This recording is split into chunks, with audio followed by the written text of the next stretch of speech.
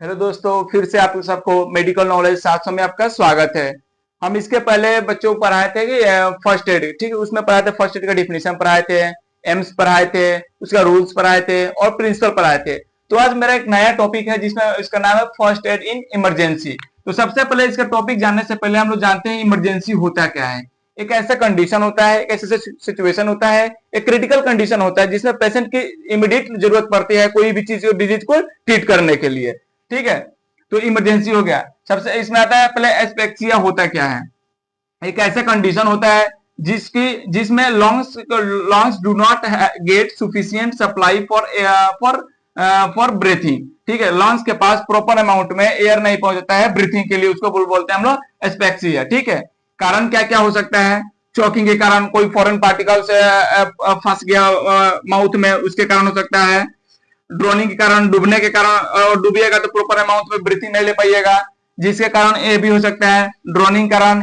Irritation gas, जैसे में धूल मिट्टी के कारण, एग्जांपल में कॉइल गैस के कारण। ऑब्स्ट्रक्शन, कोई चीज है, कोई फॉरेन पार्टिकल थ्रोट में चला गया, उसके कारण हो सकता है।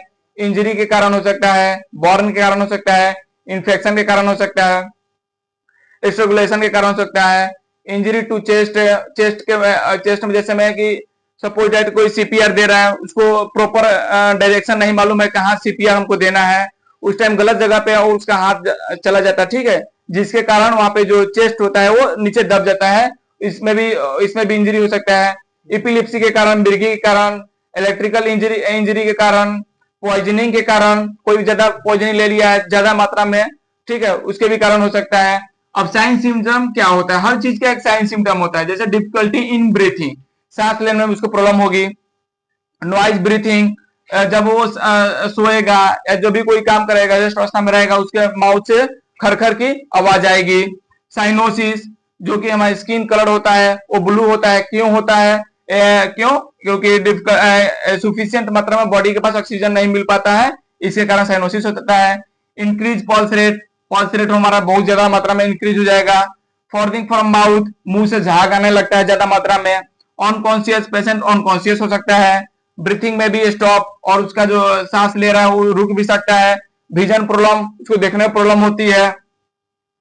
और causality open mouth is to acquire move air. Causality open इसके कारण भी हो सकता है, जो कि माउथ जब भी उसको खोले उसको प्रॉपर अमाउंट में एयर भी दे। ठीक है, इसके कारण भी हो सकता है साइन सिम्टम। तो हम लोग फर्स्ट एड ट्रीटमेंट पढ़ेंगे, मैनेजमेंट पढ़ेंगे किसका? एपेक्सिया का। ठीक है, तो रिमूव द कॉज, जिसके कारण एपेक्सिया हो रहा है उसको हम सबसे पहले हटाने की कोशिश करेंगे। Loose the cloth and their collar, जो कपड़ा पहना है उसको लूज करेंगे ताकि वो ब्रीथिंग प्रॉपर ले सके। ठीक है, रिमूव द फॉल्स टीथ, जो भी हमारे जो क्या बोलते हैं, जो आर्टिफिशियल टीथ लगा है उसको हम लोग निकालने की कोशिश करेंगे, नहीं तो वो जाकर अंदर फंस जाएगा माउथ में।